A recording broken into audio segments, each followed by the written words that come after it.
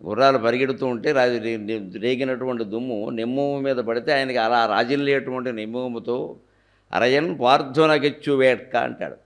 నా శస్త్రావళిని చాలనొచ్చియు పోరించు మహానుభావుని ఎదలో చింతింతు నశ్రాంతం హయరింఖాముఖధూళి ధూసర పరిణ్యస్తాలకోపేతమై హయరింఖాముఖధూళి ధూసర పరిణ్యస్తాలకోపేతమై రయజాత శ్రమతోజు బిందుయుతమై రాజిల్లు నెమోముతో జయమున్ పార్థునకిచ్చు వేట్క అని నా శస్త్రాహతిన్ చాలనొచ్చియు పోరించు మహానుభావుని ఎదలో చింతింతు నశ్రాంతమున్ అంటాడు.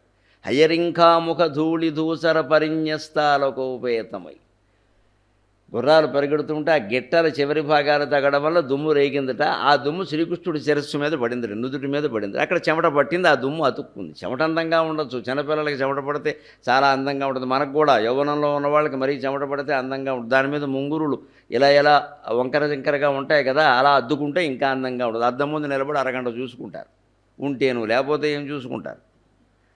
అందుకే అవన్నీ బాగానే ఉంటాయి. ముంగురులు, చెమట పట్టడం, అద్దుకోవడం అన్నీ బాగానే ఉంటాయి. ధూళి అందంగా ఉండదు. ధూళిని భగవంతుడు అందంగా భావించాడు, అలంకరించుకుని శిరస్సు మీద ధరించాడు అంటే, శిరోధార్యంగా భావించాడు అంటే, అర్జునుడు చేయగలిగిన పని అర్జునుడు చేశాడు, అశ్వాలు చేయగలిగిన పని అశ్వాలు చేశాయి. ఏదైనా నాకు ఒకటే కదా, అంచేత వాటిని నేను అనుగ్రహించాలి కదా. ఈ భావన నాకు బమ్మెరపోతన గారి పద్యం చదువుతుంటే తోస్తే నన్ను నేను గిల్లుకుని ఆనందించాను మా తల్లిదండ్రుల దయకి. ఇంత గొప్ప భావన ఉంటుందా అని. అందుకని అర్జునుడే కాదు అశ్వాలు విన్నాయని ఓ వ్యాసం రాశాను పనిగట్టుకుని. అది వైకుంఠపాళి అనేటువంటి ఆధ్యాత్మిక వ్యాస సంపుటిలో ముద్రితమైంది. భగవంతుడు అంత దయామయుడు. ఏ జీవి అయినా సరే తన చేయవలసిన పని చేసి ఆ ఫలితాన్ని భగవంతుడు వదిలేస్తే, చేయవలసిన పని ఒకవేళ హత్య అయితే హత్య చేయొచ్చు. ఒక్కోసారి కర్తవ్యం అవుతుందండి హత్య. యుద్ధాలన్నీ హత్యలు కాదా? రామాయణ యుద్ధం కాదా?